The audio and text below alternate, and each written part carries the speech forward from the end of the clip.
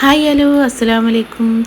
ഞങ്ങൾ പെരുന്നാൾ വിശേഷം ഒന്ന് കണ്ടാലോ? ഞങ്ങൾക്ക് ഇന്ന് പെരുന്നാളൊന്നും ഞങ്ങൾ ഉണ്ടാക്കിയിട്ടില്ല. എൻ്റെ അമ്മായി മരിച്ചിട്ട് ഒരു 10 ദിവസമൊക്കെ ആയിട്ടുള്ളൂ. അപ്പോൾ അതുകൊണ്ട് പെരുന്നാളൊന്നും ഞങ്ങൾ ഉണ്ടാക്കണില്ല. ഇന്ന് രാവിലെ ചായക്ക് കടിയായിട്ട് ഞാൻ ഉണ്ടാക്കിയത് റവയാണ്. കുറച്ച് ചിക്കനും പൊരിച്ചിട്ടുണ്ട്. അജും ഇപ്പിയും പള്ളിക്കൊക്കെ പോകാൻ വേണ്ടിയിട്ട് നിൽക്കുകയാണ്. ഞാൻ ഇവിടെ ഫുഡൊന്നും ഉണ്ടാക്കണില്ല എന്ന് പറഞ്ഞപ്പോൾ ഉമ്മ പറഞ്ഞു തറവാട്ടിക്ക് വരാൻ. ഉമ്മ അവിടെ നെയ്ച്ചോറും ബീഫൊക്കെ ഉണ്ടാക്കുന്നുണ്ട്. അപ്പോൾ ഉമ്മക്ക് എന്തെങ്കിലും ഹെൽപ്പ് ചെയ്യാൻ വേണ്ടിയിട്ട് പോയതാണ്. അപ്പോഴേക്ക് ബീഫൊക്കെ ആയിട്ടുണ്ട്. പിന്നെ ചോറ് വെക്കാൻ മാത്രമുള്ളായിരുന്നു. പിന്നെ ഉമ്മക്ക് കുറച്ച് സവാളൊക്കെ അരിഞ്ഞു കൊടുത്തിട്ട് ഞാൻ ഇങ്ങോട്ട് തന്നെ പോന്നു.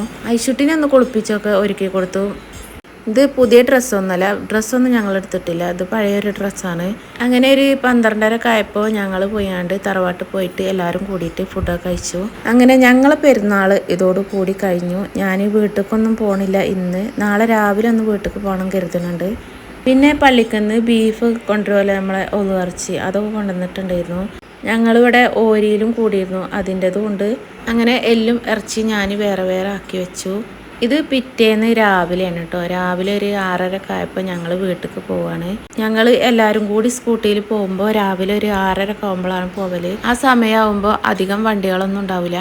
അങ്ങനെ വീട്ടിലൊക്കെ എത്തി ചായ ഒക്കെ കുടിക്കുകയാണ്. ഇമ്മ ഇവിടെ ചപ്പാത്തിയൊക്കെ ഉണ്ടാക്കിയിട്ടുണ്ട്. വീട്ടിലെത്തിയ പിന്നെ അധിക സമയം ഇവിടെ നിൽക്കൂല, ഇവിടുന്ന് വേറെ എങ്ങോട്ടെങ്കിലും പോവലാണ് എന്നും. ലുലുവിനെയും കുട്ടിനെയും ഞാൻ കുഞ്ഞാമാൻ്റെ വീട്ടിലേക്ക് കൊണ്ടാക്കി കൊടുക്കുകയാണ്. ഒരിക്കൽ കുഞ്ഞാമാൻ്റെ വീട്ടിലേക്ക് പോകണം പറഞ്ഞപ്പോൾ അങ്ങോട്ട് കൊണ്ടാക്കി കൊടുത്തു.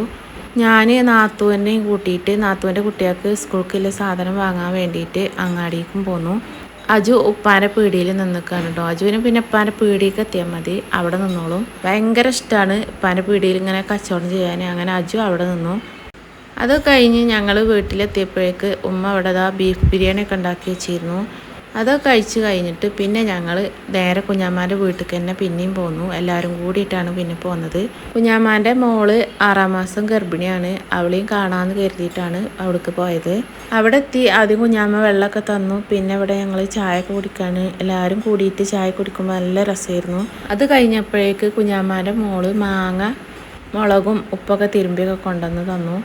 അങ്ങനെ അതും തന്നെ ഞങ്ങളെല്ലാവരും കൂടിയിട്ട് കഴിച്ചു. അപ്പോൾ ഇത്രയൊക്കെ തന്നെ ഉള്ളൂ കേട്ടോ. ഈ ഒരു വീഡിയോ ഇഷ്ടപ്പെട്ടാൽ ലൈക്കും സബ്സ്ക്രൈബും ചെയ്യാൻ മറക്കല്ലേ.